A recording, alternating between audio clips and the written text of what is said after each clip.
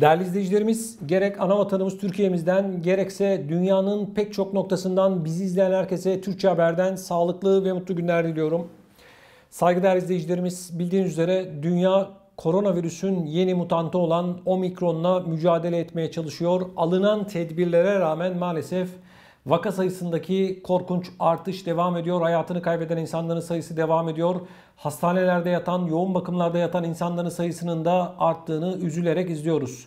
Alınan tüm tedbirler diyoruz, sıvılanmalar, maskeler, mesafeler, yasaklar vesaireler bize maalesef yeterli olmadığını gösteriyor. Daha insanoğlunun bu koronavirüsle uzun yıllarda mücadele etmesi gerektiğini ortaya koyuyor. Saygıdeğer izleyicilerimiz, Avustralya'da da koronavirüs mücadelesi son hızla devam ediyor ancak rakamlar hiç de iç açıcı değil. Avustralya'da yeni tip koronavirüsün Delta ve Omikron varyantlarına karşı mücadele sürerken ilk defa bir günde 4576 kişi virüse yakalandı. Eyalet hükümetlerinden yapılan açıklamalara göre Delta ve Omikron varyantlarının en fazla etkilediği eyaletlerden olan Yeni Güney Galler'de son 24 saatte 3057 kişiye Covid-19 teşhisi konulmasıyla eyalette bugüne kadar kaydedilen en yüksek vaka sayısına ulaşılmış oldu. Son haftalarda vaka sayılarındaki hızla artışla Covid-19'un merkezi haline gelen ülkenin en büyük eyaleti olan Yeni Güney Galler'de günlük rekor seviyelerde seyretmeye başlayan vakalara karşı kapanma olup olmayacağı tartışılırken eyalette maalesef 2 kişi daha hayatını koronavirüse bağlı olarak yitirdi. Covid-19'un etkisindeki ülkenin ikinci büyük eyaleti Victoria'da 1245 kişide daha koronavirüs tespit edilmiş durumda. Virüse yakalanan 6 kişinin de öldüğü kaydedildi. Ülkenin diğer eyaletlerinde virüsten yeni can kaybı bildirilmezken Güney Avustralya'da 154, Queensland'da 86, Avustralya başkent bölgesinde 16, kuzey bölgesinde 14 ve Tazmanya'da 4 kişi daha koronavirüse yakalanmış durumda. Avustralya'nın bazı bölgelerinde rekor seviyelere ulaşan yeni vaka sayılarına rağmen tam kapanmalara geri dönmeyeceklerini belirten Başbakan Scott Morrison, ülkenin kapanmaları artık geride bırakması gerektiğini ifade etti. Başbakan, kapanmalara geri dönmeyeceğiz, insanların hayatlarını kapatmayacağız, bu virüste sağduyu ve sorumlulukla yaşamaya devam edeceğiz dedi.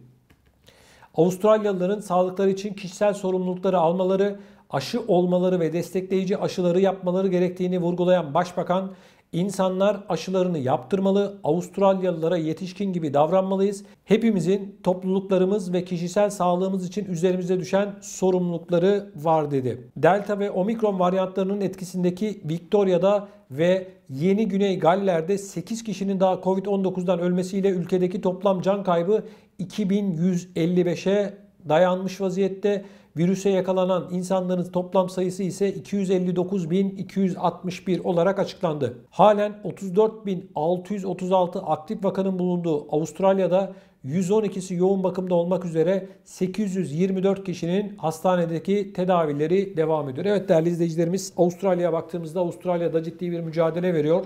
Burada Başbakanın şu sözü çok önemli. İnsanları kapatmayacağız ve insanları bu virüsle yaşamaya, mücadele etmeye alıştıracağız diyor. Evet değerli izleyicilerimiz, çok önemli bir açıklama. Başbakanın açıklaması. Bildiğiniz üzere Avrupa başta olmak üzere dünyanın pek çok noktasında ülkeler kapanmayı tercih etti. Mesela Hollanda 4 haftalığına kapandı. İsveç'te, İsviçre'de, Almanya'da yeni yasaklar gündemde. Bunların hepsi tek tek hayata geçiriliyor. Özellikle yeni yıl nedeniyle insanların eve kapatıldığını görüyoruz. Ancak Avustralya Başbakanı'nın yapmış olduğu bu açıklamayı ben destekliyorum. Eğer mücadele edilecekse insanların hayatlarını kısıtlayarak ya da insanların hayatlarını engel koyarak bununla mücadele edilmeyeceğinin artık bilinmesi gerekiyor. Geçtiğimiz yılda kapatmalar vardı, kısıtlamalar vardı ama bugün baktığımız zaman vaka sayılarında bir değişiklik yok. Hayatını kaybeden insanların sayısında bir değişiklik yok. Bu bize gösteriyor ki kapanma kararı doğru değil. Avustralya'da görüyoruz ki değerli izleyicilerimiz, bu tablo kısa bir süre sonra aşılacak. Avustralya'da vaka sayıları düşecek. İnsanlar bir şekilde normal hayatına devam edecek. İşin bir de tabii psikolojik durumu var. Arkadaşlar insanlar artık sıkıldı. Evde durmaktan bıktı. Siz buna rağmen 1,5-2 yıldır hayatımızda olan koronavirüse rağmen insanları eğer evine tekrardan kapatmayı düşünüyorsanız sizin en kolay yolu seçtiğinizi söyleyebiliriz. Bakın Avrupa başta olmak üzere dünyanın pek çok noktasındaki hükümet başkanları, devlet başkanları adeta aç kapa oyunu oynuyor. Sadece açtık, kapattık, maske, mesafe, sıvı, başka bir şey yok arkadaşlar. Bir de hayatını kaybeden insanların sayısını açıklıyorlar. Başka bir şey yok arkadaşlar. Çözümleri bu. Bu kadar sıvılar yapıldı arkadaşlar. Bu kadar kapanmalar oldu. O zaman soruyorum, bu hastanelerde yatan insanlar kim? Uzaylı mı bunlar? Olmayacak, iş kontrolümüzün altında, şu oldu bu oldu diye açıkladılar. Bir yılı aşkın bir süredir insanların hayatlarında olan bu koronavirüsle ilgili olarak görüyoruz ki alınan tedbirlerin pek çoğu boşa çıktı. Kıymetli izleyicilerimiz, şimdi şu konunun altını çizmek istiyorum. Bakın, bu kriz yönetiminde koronavirüsle ilgili krizden bahsediyorum. Kimin ne dediği belli değil. Sıvılar dendi. Bu işten kurtarıyoruz dedi insanlığı. Sıvılar geldi. Birinci doz, ikinci doz, 3, 4, 5. Şimdi insanlara her 6 ayda bir bu sıvıların vurulması durumu söz konusu. İnsanlar bunu tartışıyorlar.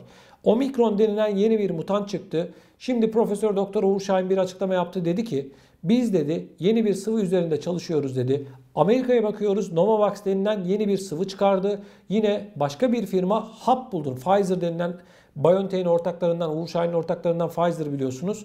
Onlar dediler biz korona hapını bulduk dediler. Yani arkadaşlar biz bu bilimsel çalışmaları destekliyoruz. Ancak şunu anlatmak istiyoruz ve soruyoruz. Diyoruz ki nereye kadar sıvılar olacak, nereye kadar testler olacak, nereye kadar maske, mesafe vesaire olacak arkadaşlar. Soru bu. Yani bu işin son durağı neresi? Ve zamanı. Yani biz binmişiz bir otobüse arkadaşlar. Başbakan da koltuğa oturmuş. Arkasında bakanlar, onun arkasında sıvıyı bulan bilim insanları, en arkada da biz halk. Motorun üstüne atmışlar bizi, gidiyoruz işte. Yalnız nereye gittiğimiz belli değil. Ne zamana kadar süreceği belli değil. Bizim kaderimiz bu öndeki insanların elinde. Motorun üstünde gidiyoruz böyle büyük gürültü içerisinde. Hadi bakalım. Hadi bakalım gidiyoruz. Ya kardeşim nereye gidiyoruz? Soru bu. Ne zamana kadar gideceğiz? Soru bu. Cevap yok arkadaşlar. Ne var biliyor musunuz? Yeni sıvı bulduk, sözleşmeyi yapalım, paraları alalım. Güzel. Başka? Nereye kadar kardeşim siz bu işi bu şekilde devam ettireceksiniz? Çözüyorsanız çözün kardeşim. İnsanları evlere kapattınız. İnsanların hayatlarını kısıtladınız. Ve insanlar önümüzdeki günlerde psikolojik olarak daha da çok etkilenecek. Yani insanların pek çoğu yeter artık moduna gelmiş durumda. Bilmiyorum, enteresan geliyor arkadaşlar bana. Kıymetli izleyicilerimiz, siz de bu konuyla ilgili görüşlerinizi videomuzun altında bulunan yorum bölümüne yazarak bana iletebilirsiniz. Ayrıca sosyal medya hesaplarımızdan da kanalımızın bana ulaşabilirsiniz. Sizden ricam lütfen videomuzu beğenerek kanalımıza abone olmanız. Gerek ana vatanımız Türkiye'mizden gerekse dünyanın pek çok noktasından bizi izleyen herkese sağlıklı ve mutlu günler diliyorum. Hoşça kalın.